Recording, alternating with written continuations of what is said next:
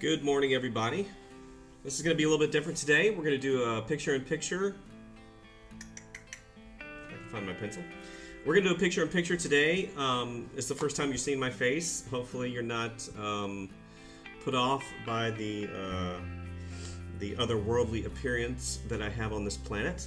I'm just kidding, of course. But I figured since statistics have shown that people relate better to a people's face and they smile, and you can see my my curly mustache. Hopefully that'll inspire you to do a drawing every day.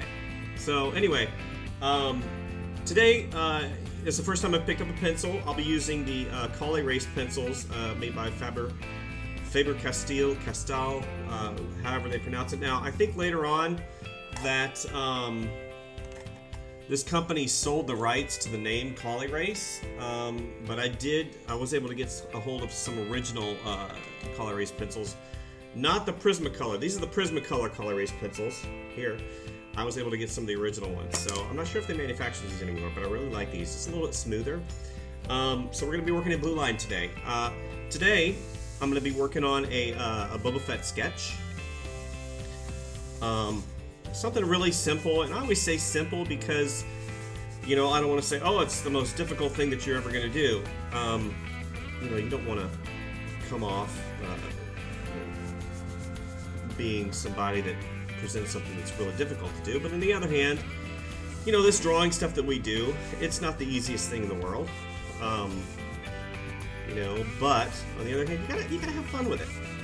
So, of course, I had the opportunity, I had mentioned on my videos last week that I had the opportunity to spend some time with some guys over in Tampa with the possibility of a position.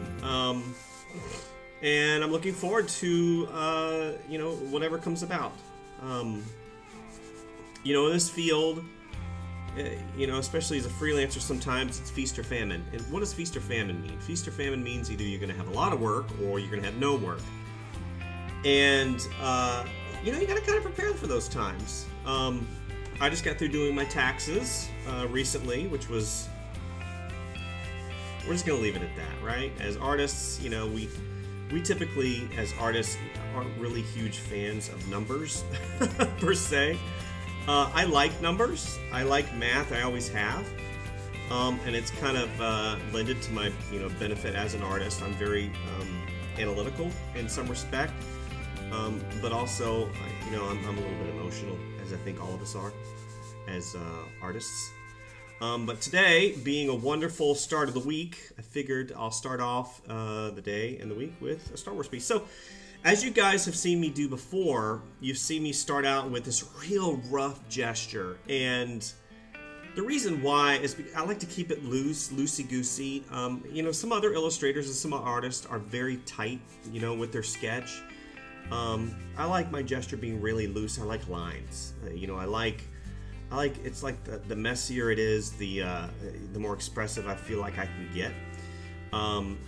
And it really wasn't like this all the time. You know, whenever I was growing up and learning how to draw, I was very concerned with rules. You know, rules being, you know, the elements of design, the principles of design, and all those things that, you know, as artists, that of course we need to adhere to, but eventually it becomes a feeling. So I was really concerned with, you know, how my lines look. So I practiced my line. I practiced my line weight. I practiced the variance of the line.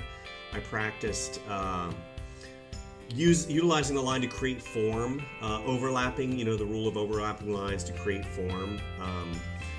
And it's just something that I've really always strived to have, is a decent, you know, a decent line work. And hopefully that, you know, that comes through in my work. So again, today is you know, Boba Fett Day. Not specifically Boba Fett Day, but I am doing Boba Fett. I had said before that I'm a real Star Wars fan, and you know some people really go all out being a Star Wars fan, and I think that's fantastic. I'm not one that dresses up or anything. I enjoy the artistic side of Star Wars,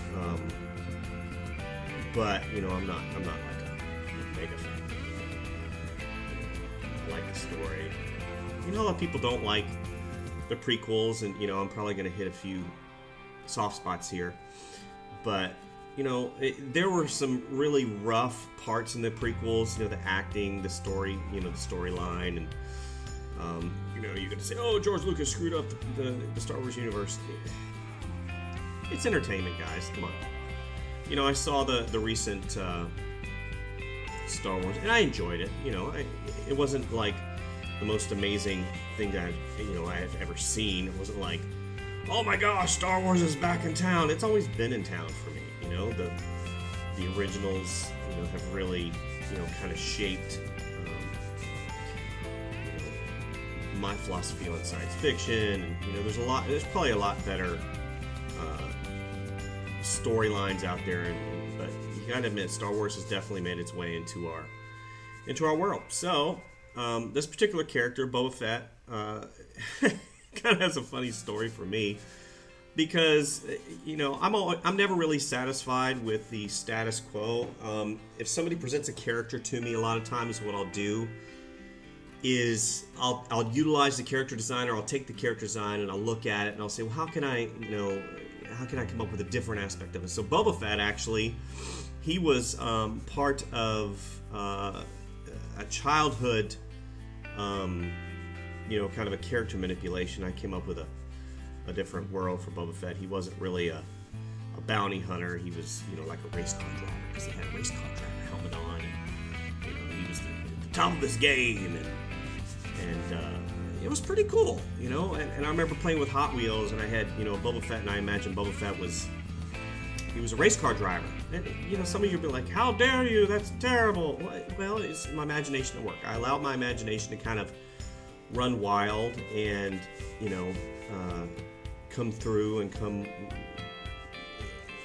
develop an alternate storyline universe for this beloved character. So anyway, I'm continuing. You know, I've got some Boba Fett reference in front of me, because, you know, to do Boba Fett, you have to have some kind of a reference model. I know I don't have Boba Fett recorded in my brain. I'm sure some of the Disney and Star Wars artists that do Boba Fett all the time do have him recorded in their brain. They could just, you know, whip out Boba Fett whenever they want to, and I can't do that. However, you know, I did do some really cool, fun character designs for Disney concerning Boba Fett, and they were for some toys and some action figures. So that's really cool. They've got I gotta, you know, I always go back to the Disney artists, because, you know, for the longest time, the only artists that I knew were the artists that I were around, and you know, they were good. I'm never gonna tell you that the artists that you know, that I was around were not any good, because they were. But man, whenever you meet somebody that is at a level that you aspire to be, I don't want to feel you're hypersensitive to the things they say, because, you know, you want to emulate what they do. But I kind of was. You know, I watched some of the guys over there at Disney Design do some amazing stuff. I mean, you know, some of the product developers over there, and some of the artists over there, you know, they worked on The Lion King. They worked on you know, Beauty and the Beast. I met this one guy. It's so funny, because I had seen him around walking in the halls, and you know, I talked with him. He was also a contractor, and you know, I was like, finally had the chance to sit down with him, and lo and behold, he'd worked on The Lion King, and you know, I got to talking with him, and he worked on Pocahontas, and he had worked on Lilo and Stitch, and he was an animator, and I'm like, holy crap, you know, I saw the stuff you're doing, you know, I was impressed, but I wasn't like, oh my gosh. And then of course, whenever you find out what he did, and you start really diving into him as an artist and start seeing some of his other stuff, and you know, I just wanted to sit down and take him out to lunch and pick his brain, and you know, and just have, you know, have some, maybe break some bread with the guy, and I don't know. I don't know what I'm trying to say. I'm just kind of taking up the tape here. So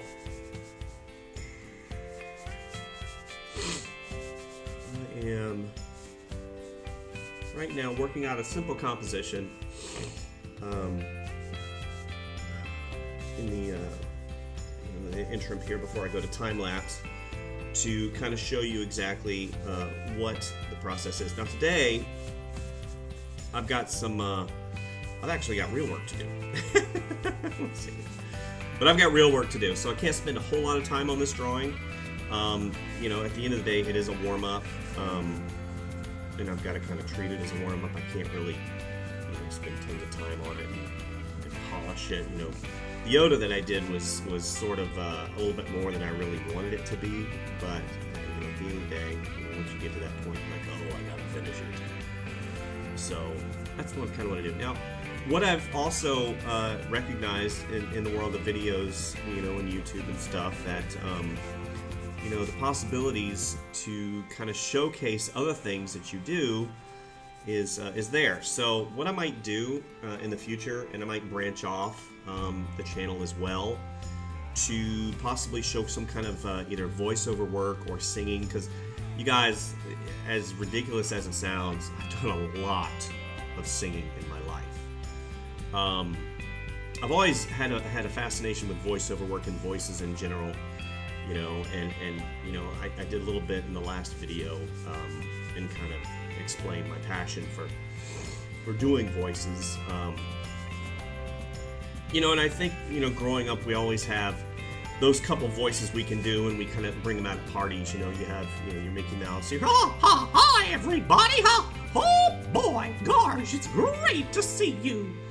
You know, you have voices like that, and then you have Goofy, gosh, Mickey, and then you know, of course, I had Yoda that I, you know, showed in the last video, and what I love is, in terms of voice work, because I haven't done any yet. I'd love to get into it, and just so many incredible actors and people have done it, but I've done a lot of singing. So what I might do is kind of branch off the channel and do. So we got a little bit here, and maybe do some singing. I know it sounds kind of cheesy, but at the end of the day, that part of you, that part of the artistic expression, you know, the side of you that wants to express to other people what you do. Hopefully my bill on my hat isn't covering up. No, because I got my camera right here. So, you know, you want to show that artistic side. If you can sing, you know, sing. If you can't sing and you suck at it, I'm not gonna say don't sing. You know, practice and get better at it. It's just like anything in the world. You gotta practice. Now, of course, there's you know, people that sing opera, you know. Crasondra pila sol la do la sol se. You know, and then you have your popular, you know, there's people that sing roulades and really can, you know, bring the soul to it. But you know, I've always had just a real passion for singing, and you know, I'm not much of a dancer though, so I'm not gonna dance. There's no dancing. You know, I did dance in college, and it was kind of ridiculous. You know, I was in kind of like a glee club. Glee club. Yeah, that happened, people. There's probably videotape in the world of me doing some kind of glee club work, you know, singing The Lion King, you know, be prepared, you know, something ridiculous, but I enjoyed those are development times, you know. Those are the times that helped you or helped me develop who I am as an artist, and gosh, I enjoyed them. Can I say that? They're pretty cool, you know. I definitely can draw upon those times now to, you know, somebody asked me to do a singing part or something, then I can do that. But anyway, so what I'm going to do in the next few weeks is is to possibly do a voiceover singing channel where I'll do some, you know, some expression, or not some expressions, but some you know, some character or some character voice work. That would be fun, right? Right? Maybe? I don't know. Dudes, I'm just trying to, you know, make my way in this world of YouTube and how it works. So here's the character. So far I've worked in his body proportion. His head's a little bit larger than normal. I'm not really sure about his positioning. His body's kind of twisted. Here's my line of action that goes through. He's escaping the pit of Sarlacc. So I enjoy what I do. I enjoy what I do, and I hope that everyone that comes to my channel can see that or even hear that. You know, I gave a little it wasn't a speech, just an encouragement. I gave an encouragement to a buddy of mine because he was so down. You know, and you never ever like to see, you know, your friends get down. And I said, you know, I said to him, I said, you know, friend's name. I said, you know, you've always got time to follow your dream. You've always got time to take a moment. Because you don't chop a tree down in one swipe. I mean, Paul Bunyan did, but not everybody's as giant as Paul Bunyan. Paul Bunyan. I think that if you chip away at your dream, one small step at a time, that you can accomplish anything. Just like a drawing a day, just like, you know, saving. It's amazing how much money you can save if you're not going out and spending, you know, $5, $10, $15 a day on complete crap. And at the end of the year, suddenly you've got enough money to accomplish something. You know, you don't have to finance things. I just think that, you know, you're so used to hearing, you gotta have it now, you gotta do it now, it's gotta happen now, that we miss the value of, I'm gonna work for it. You know? Be appreciative. There's an artist that I've mentioned on here before, Steven Silver, and Steven Silver is fantastic because he's done a lot, but also he has a lot to offer in terms of wisdom. And wisdom is something that, you know, we all can hopefully strive to get. You know, he basically says, you know, be thankful for what you have. Take a moment every day, you know, write down. Deadlines will come, deadlines will come, and deadlines will go. However, you've only got one life to live, and therefore, sometimes it's good to stop and smell the roses. It is. You know, be appreciative for what you have. You know, if you want something, work for it. You know, you're not promised another day. That's the reality. You're not promised another day. You know, look at all the things that happen in the world. Terrible things happen in the world, but a lot of good happens too. You know, enjoy your drawing. Figure out what your destiny is, my son. Figure it out, and you will be happy. Because we all want to be happy, right? We all want to be happy. So I'm going to go ahead and finish this up on time-lapse. Hopefully I can get this video imported from my Surface Pro, because that's what I'm looking at you on. I'm looking at the Surface Pro, and then I'm recording you on my iPhone. Kind of low-tech. Got a selfie stick holding the iPhone up, so whatever works, right? So enjoy the video, enjoy the time-lapse. Please share and subscribe. I don't make any money on the videos currently. It is a time investment for me. And the reality is this: I care, so I share. Really, really. The realistic viewpoint is, I want you to get inspired. You know, be inspired. At the end of the day, you need to look at your life and say, I've only got one life. I've only got one life to live. Therefore, I need to spend my time wisely.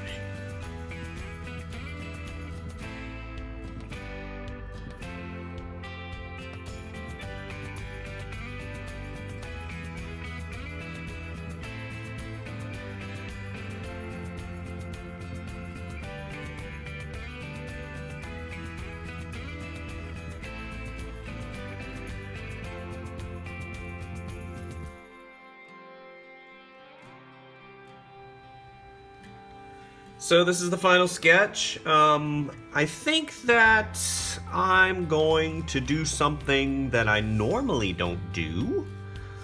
Normally what I will do in this situation is I'll take my my pen, which, by the way, I've had some people ask me what type of pen I use. I use a few different pens. I get these from Jet Pens, these particular pens. This is a good one. However, this particular one, the ink isn't waterproof. Kuretake, I guess that's how you say it. But these are really good. These are brush pens that I get from a place called Hobby Lobby. And they're cheap. They're like $3 or $4 a piece, and they're fantastic. And I got a whole bunch of them. They come with different nibs, different tips. Some are brush pens, some are harder, some are softer. These are fantastic liners that I use. Of course, there's, you know, always the tried and true Prismacolor Premier brush tip marker. These are fantastic. And yeah, here's another one. Whoop, whoop. These are fantastic. These kind of wear out after time, as you know, most pens do. But this particular type of pen is fantastic because it's, look at this. I mean, for $3 or $4, it's got a rubber grip, waterproof ink. There's a lot of ink in here, and the line quality you get is absolutely phenomenal. You can go really fine line if you want, or you can go, you know, really, really thick. So I'm going to take this drawing and I'm going to drag it into a program called Manga Studio Pro, and I'm going to line it, and then I'm going to render it. Something I usually don't do, but I kind of like how, you know, the way the drawing turned out. This is fan art. An artist by the name of, I don't know his first name. It might be Corey, I don't know. But he does these mini little figures of different characters, not only in the Star Wars, but in the Marvel Universe. His last name is Laufman. So if you're interested, you know, visit him. But I'm going to go ahead and render this up and see how it turns out. Thanks, and we'll see you next time.